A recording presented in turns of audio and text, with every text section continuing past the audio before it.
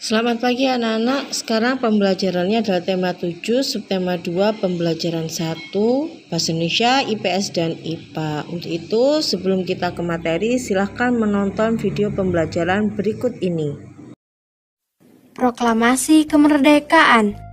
Halo teman-teman, salam Masih. Kalau belum, simak yuk sejarah penting ini. Tanggal 16 Agustus 1945, Bung Karno dan Bung Hatta dibawa oleh sekelompok pemuda ke Rengas Dengklok. Tujuannya agar terlepas dari ancaman dan tekanan Jepang. Bung Karno dan Bung Hatta menegaskan tekad mereka untuk mengumumkan kemerdekaan RI. Sementara itu, di Jakarta, antara Mr. Ahmad Subarjo dari golongan tua dan Wikana dari golongan muda bersepakat bahwa proklamasi kemerdekaan harus dilakukan.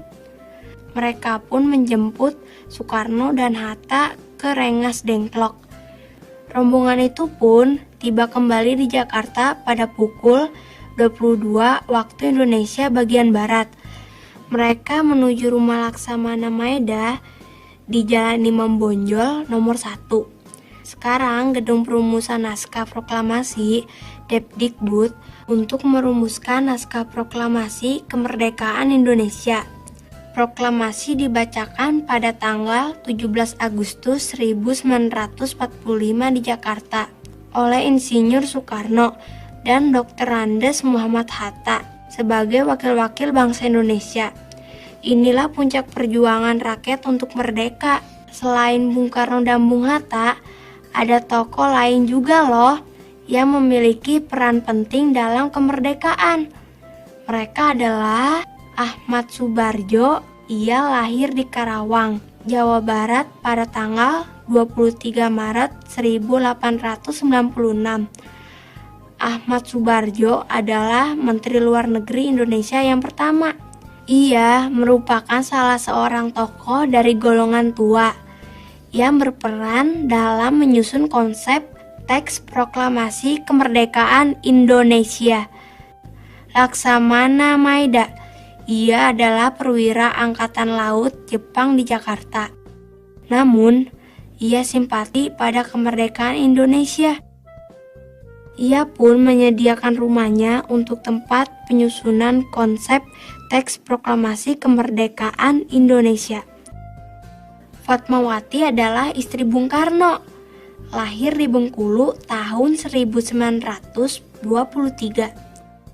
Ia berjasa menjahit bendera pusaka yang dikibarkan saat proklamasi. Sayuti Melik. Ia adalah tokoh pemuda yang berjasa dalam mengetik naskah proklamasi setelah ia sempurnakan dari tulisan tangan Bung Karno. Latif Hendraningrat berjasa dalam menggerek atau mengibarkan bendera merah putih saat proklamasi.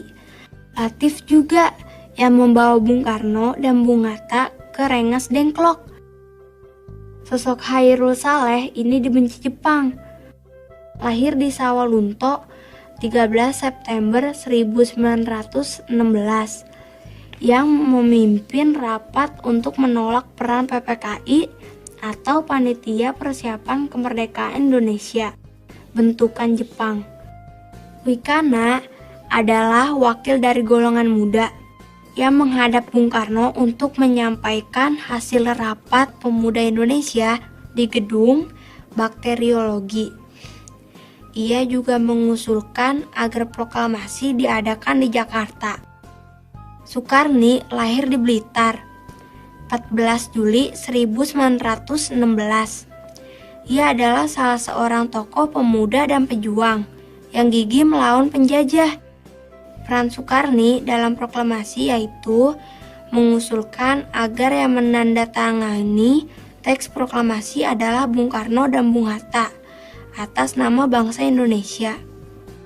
Sekarang sudah tahu kan para tokoh dan peranan mereka dalam memperjuangkan kemerdekaan Indonesia. Nah, kita harus menghargai jasa mereka untuk mewujudkan cita-cita Indonesia. Dengan cara melindungi tumpah darah Indonesia, meningkatkan kesejahteraan umum, mencerdaskan kehidupan bangsa, turut serta dalam menciptakan perdamaian dunia. Bagaimana ya sikap menghargai jasa dan peranan mereka? Kita harus bertanggung jawab sebagai warga negara, membela tanah air, membayar pajak, dan tidak korupsi. Selain itu, rela berkorban untuk kepentingan bangsa, tidak mementingkan kepentingan pribadi atau golongan, saling menghormati dan berbuat adil sesama manusia. Nah, itu tadi beberapa hal yang perlu kita ingat. Diingat-ingat ya. Be smart, be happy. Nah, setelah kalian menyaksikan video pembelajaran tadi, jawablah 20 soal mengenai peristiwa seputar proklamasi. Nah, dari pertanyaan-pertanyaan dan jawaban ini nantinya kalian susun menjadi sebuah paragraf yang menceritakan tentang peristiwa seputar proklamasi. Jadi dijawab dulu, setelah itu disusun menjadi sebuah paragraf. Dikerjakan di buku tulis ya.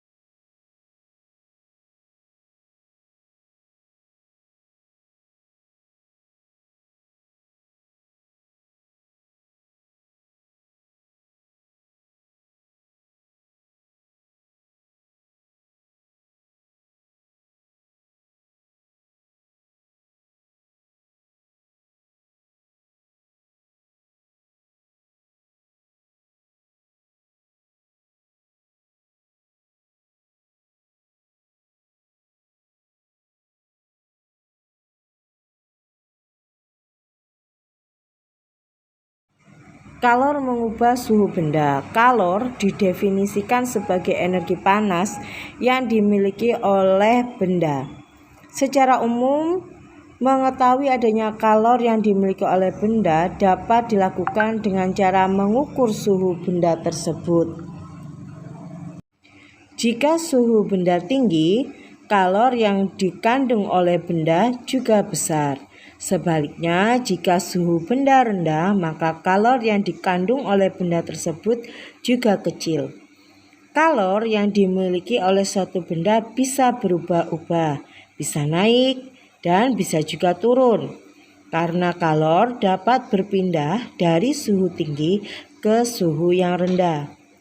Contoh bahwa kalor dapat mengubah suhu benda adalah air panas memiliki suhu tinggi, air dingin memiliki suhu rendah. Maka bila kedua air tersebut dicampur, campuran itu akan menghasilkan suhu baru. Suhu rendah akan meningkat karena menerima panas yang bersuhu tinggi. Atau dengan kata lain, airnya nanti menjadi air hangat. Nah, anak-anak, berikut ini ada suatu atau sebuah percobaan. Nah, ini dia, menyelidiki kalor dapat mengubah suatu benda. Sediakan alat dan bahannya, kemudian kerjakan sesuai dengan petunjuk yang ada. Setelah itu, kalian buat kesimpulan di buku tulis kalian. Berikut ini ya. Ceritakan pengalamanmu saat melakukan percobaan. Saat air dipanaskan, air yang semula dingin atau bersuhu rendah menerima panas dari apa dan melalui apa. Air menerima panas, lama-kelamaan air menjadi bagaimana? Ya. Dan kesimpulannya apa? Kalian tulis di buku tulis. Nah, anak-anak, di sekitar kita banyak sekali peristiwa perubahan suhu yang disebabkan oleh kalor. Salah satunya percobaan tadi ketika kita memasak air. Kemudian tuliskan lagi 2 contoh peristiwa lagi di sekitarmu. 2 peristiwa lagi yang menunjukkan adanya perubahan suhu karena kalor. Demikian pembelajaran kita pada hari ini. Sebagai latihan, kerjakan penilaian harian halaman 44 sampai 45 di LKS. Wassalamualaikum warahmatullahi wabarakatuh.